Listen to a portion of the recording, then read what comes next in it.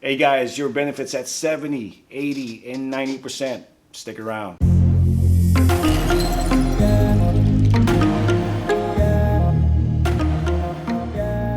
What's up, everybody? It's your boy Lee with 1E, and welcome to the Warriors Edge channel. Again, the purpose of our channel is to provide guidance, motivation, and education to the benefits that you, a former member of the United States Armed Forces, are entitled to. Now, if this is your first time here, or if you haven't met, my name is Leon Nubla. I am a veteran of the United States Army, a 100% rated disabled vet, and as of recently, a recently retired law enforcement officer. And in today's episode, we're going to be adding on to our benefits and advantages series, where we're going to be covering the topic of your benefits at the 70, 80, and 90% rating levels. All right. And so I initially was going to do this in two parts and have two episodes for you guys broken down, because there is a lot of information that we have to cover. There is about 26 benefits that I'd like to cover with you guys today that are pretty integral.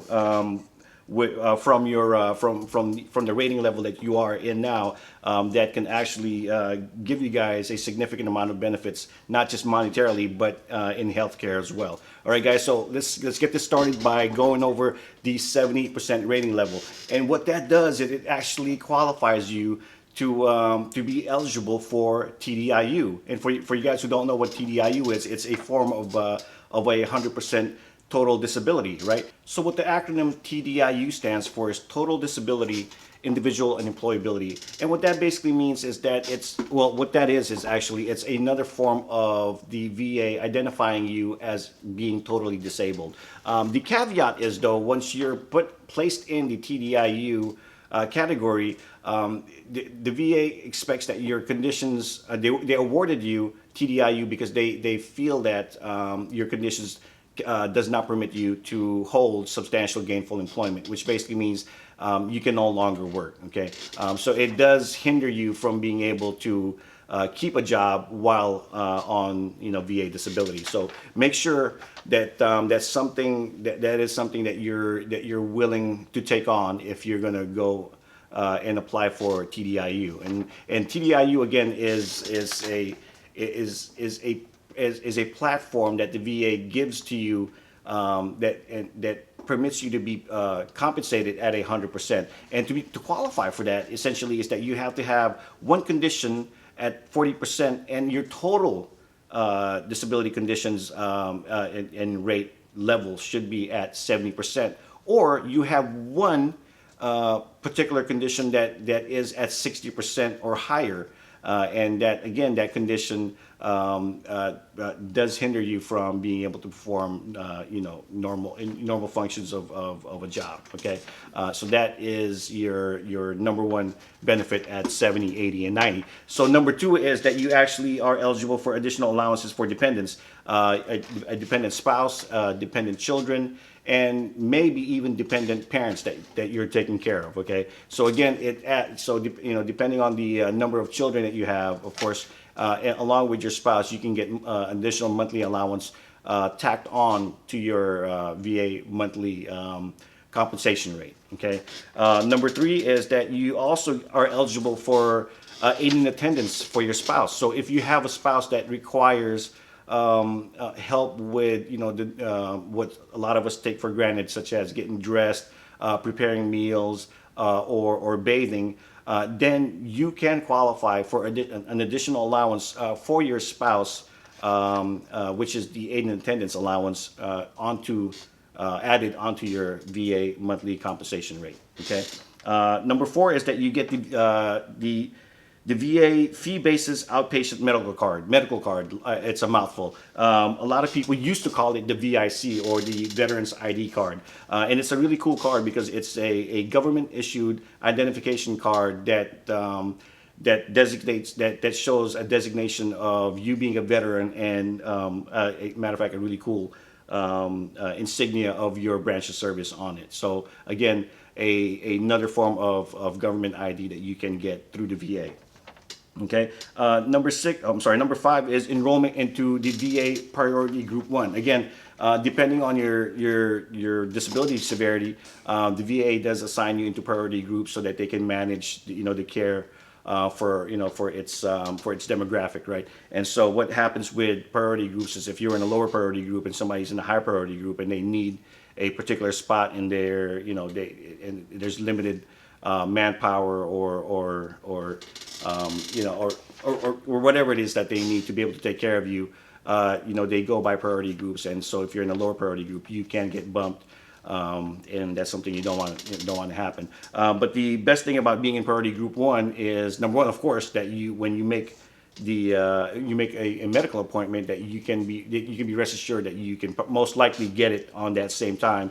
But there's also no co-pays involved in priority group 1. Okay, let's go with number 6, and that is eligibility for sensory neural aids, hearing aids, eyeglasses, contact lenses, without regard to whether the condition producing needs for such is service connected or not. Right. So again, another kind of confusing definition, but essentially you get coverage for hearing and vision care. Okay, and if you need glasses or if you need a hearing aid, the VA will provide that for you, and of course at priority group 1 at no cost to you.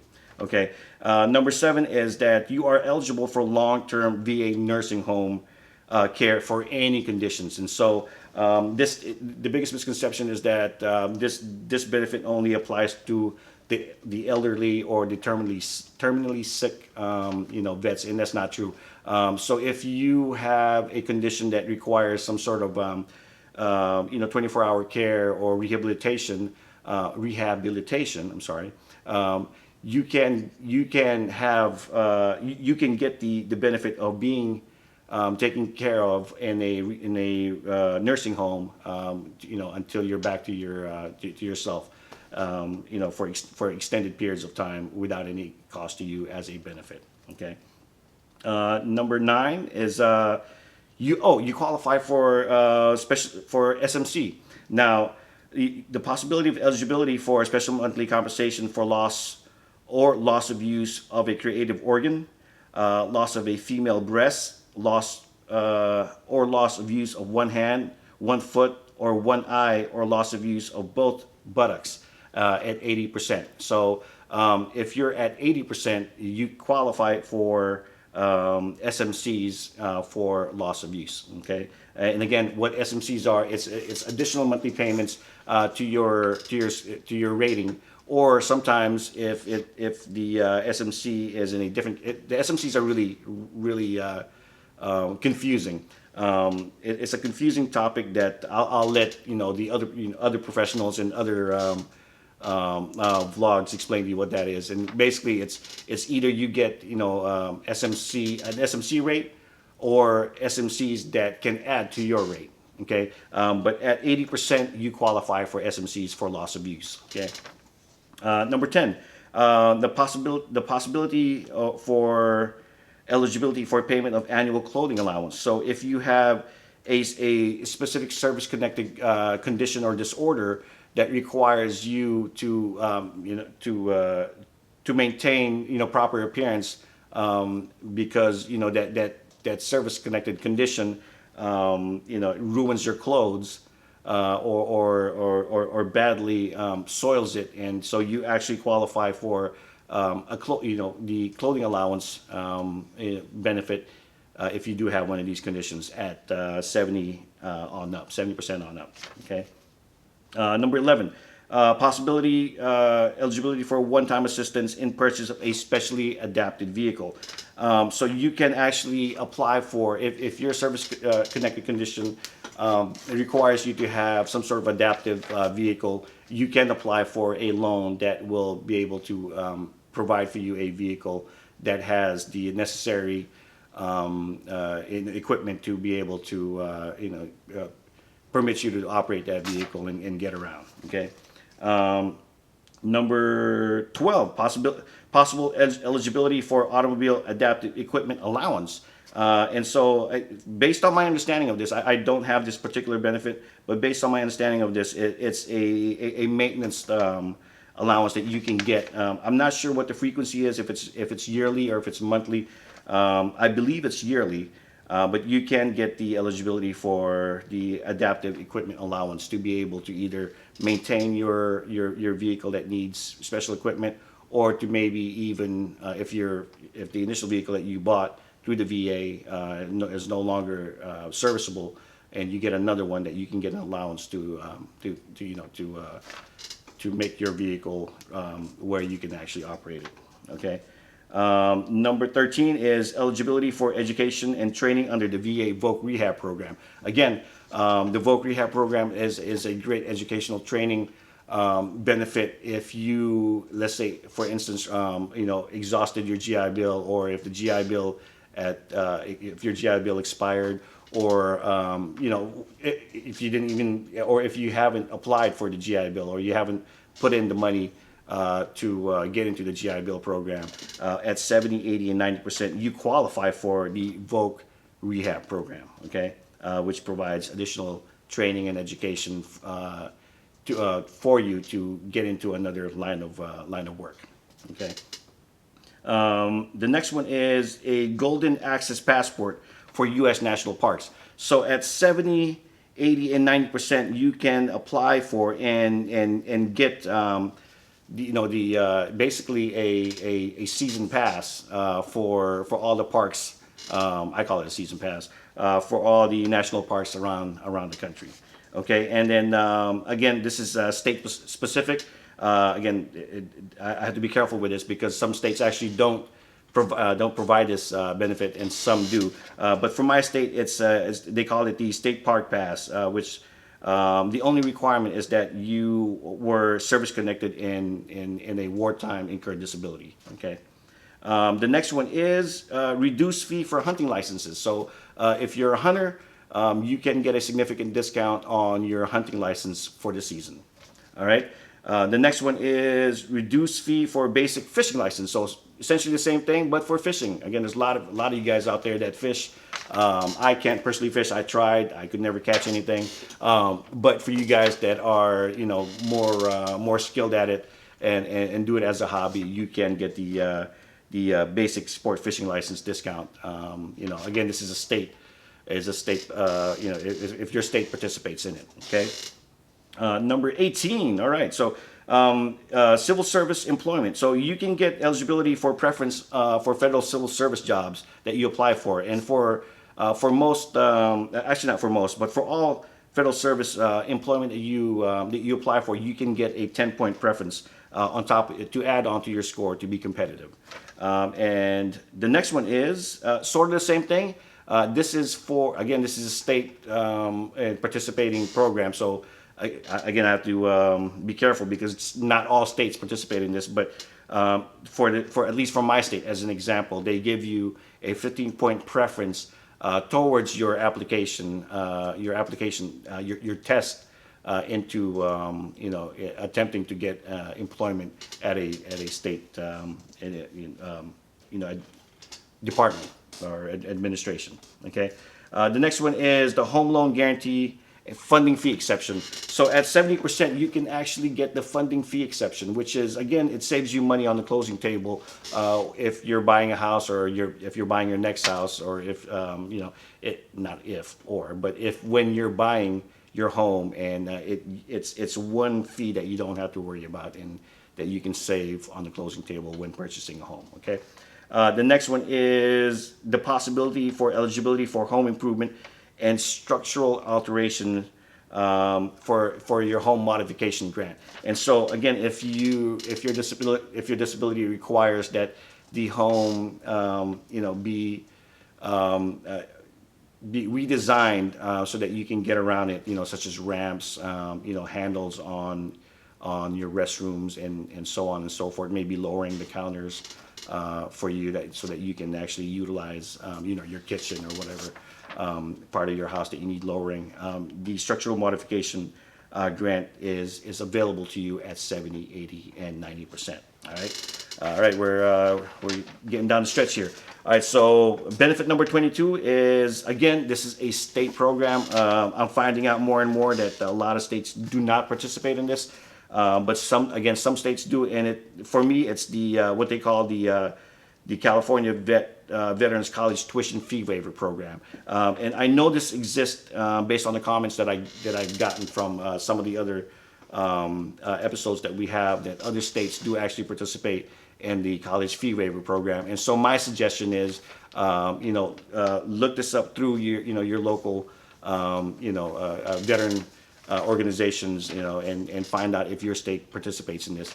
And if there's any doubt, let's say you do get the word that your state does, and if your child is interested in participating in or going into a particular college or university, to find out if they actually participate in this program. That way, you can be rest assured that once your child is accepted into that institution, that the tuition at least is waived, and that's again one less thing that you have to worry about. All right.